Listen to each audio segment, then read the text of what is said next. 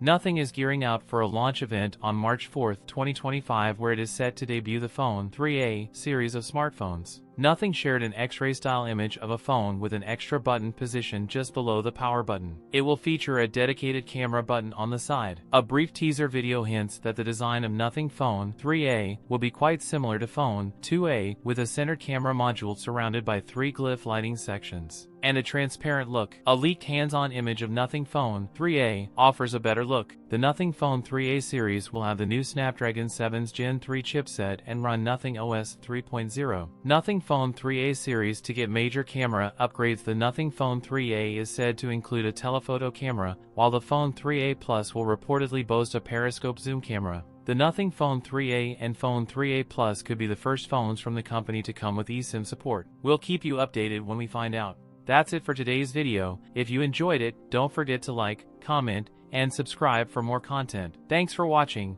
and I'll see you in the next one.